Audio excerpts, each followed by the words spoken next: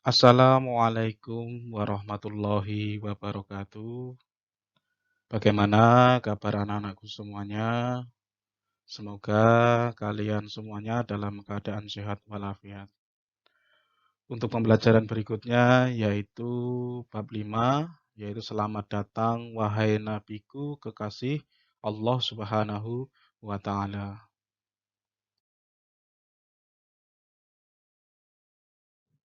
Kehadiran sang kekasih.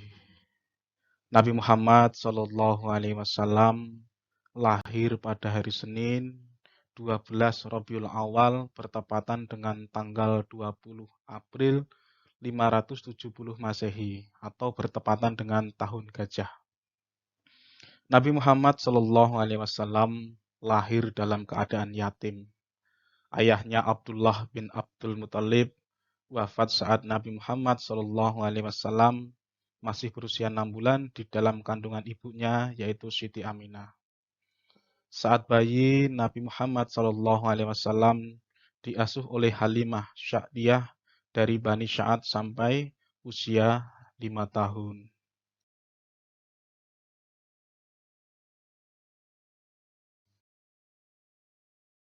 Saat Nabi Muhammad SAW memasuki usia 6 tahun, ibunya wafat. Ia pun diasuh oleh kakeknya, yaitu Abdul Muthalib.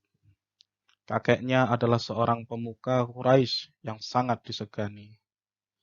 Sayang, hanya 2 tahun Nabi diasuh oleh kakeknya. Abdul Muthalib meninggal saat Nabi Muhammad SAW berusia 8 tahun. Selanjutnya, Nabi Muhammad SAW diasuh oleh pamannya, yaitu Abu Thalib sampai menginjak remaja.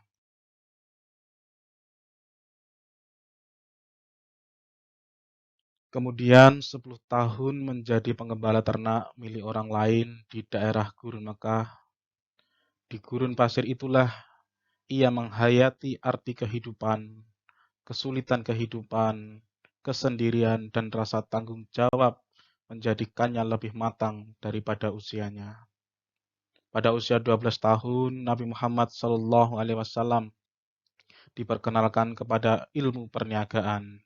Ia sudah ikut membawa barang dagangan yang diambil dari majikannya, yaitu Siti Khadijah.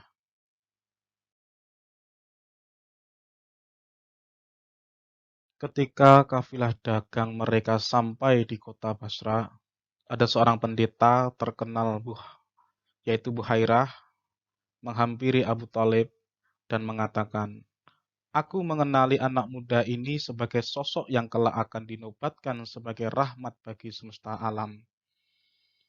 Kemudian Buhairah selanjutnya menyarankan kepada Abu Thalib, "Lindungi anak muda ini dari orang-orang Yahudi. Lebih baik bawa ia kembali ke Mekah." Kemudian Abu Thalib pun menuruti saran pendeta tersebut. Pada usia 25 tahun, Nabi Muhammad SAW mulai berdagang sendiri. Nabi Muhammad SAW sangat jujur, tidak pernah mengambil keuntungan yang terlalu besar. Beliau sopan, ramah, dan penuh kasih sayang.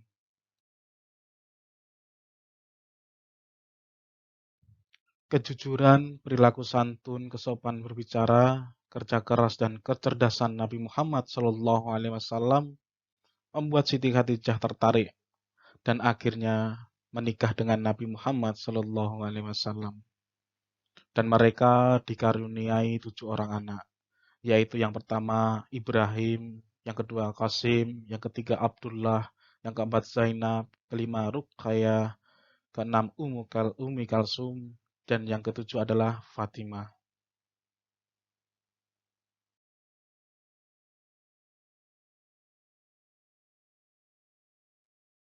Nabi Muhammad SAW diangkat menjadi Rasul.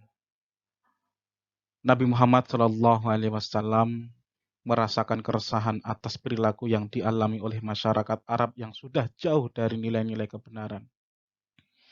Kemudian Nabi Muhammad SAW melakukan uzlah atau mengasingkan diri, yaitu di Gua Hira. Hal ini dilakukan oleh beliau berkali-kali. Maka tepat pada tanggal 17 Ramadan tahun ke-40 dari kelahirannya, Nabi didatangi malaikat Jibril dan menerima wahyu pertama yaitu Quran surat Al-Alaq ayat 1 sampai 5. Wahyu pertama inilah yang menandakan bahwa Nabi Muhammad SAW dipilih dan diangkat oleh Allah Subhanahu wa taala untuk menjadi utusannya atau disebut dengan Rasul.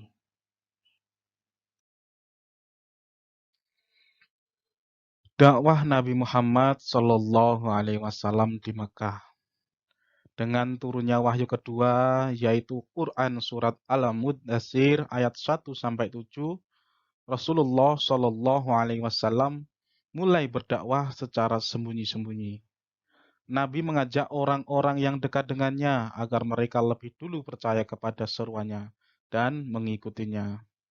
Orang yang pertama masuk Islam atau dikenal dengan As-Sabihun Al-Awalun adalah yang pertama Siti Khadijah, yang kedua Abu Bakar, yang ketiga Ali bin Abi Thalib, yang keempat Zaid bin Harisah, dan yang kelima Ummu Aiman.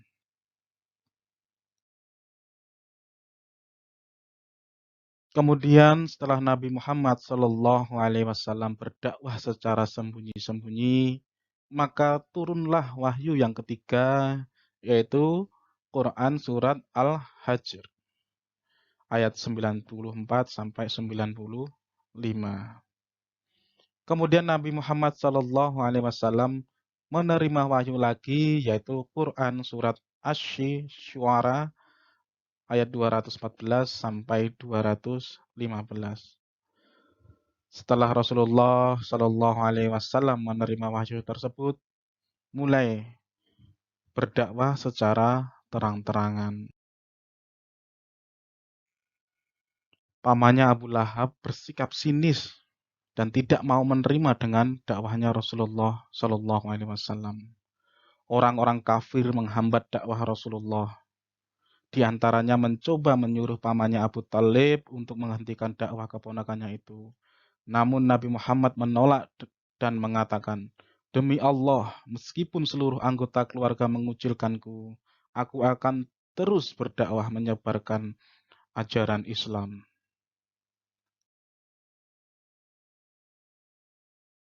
Setelah kafir Quraisy gagal melakukan tekanan, mereka menawarkan harta benda, wanita, dan pangkat agar Nabi mau meninggalkan dakwahnya.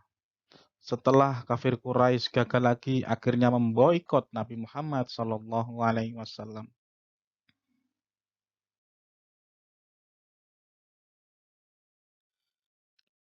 Isi boikotnya yaitu yang pertama, kaum Quraisy tidak akan menikahi orang Islam.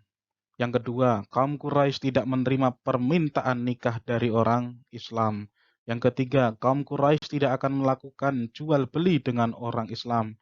Yang keempat, kaum Quraisy tidak akan berbicara ataupun menengok orang Islam yang sakit. Dan kelima, kaum Quraisy tidak akan mengantar mayat orang Islam ke kubur. Dan yang keenam, kaum Quraisy tidak akan menerima permintaan damai dengan orang Islam dan menyerahkan Muhammad untuk dibunuh.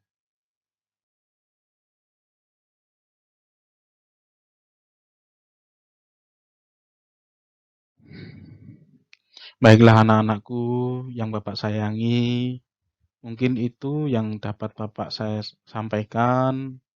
Kemudian ada tugas yang harus kalian kerjakan.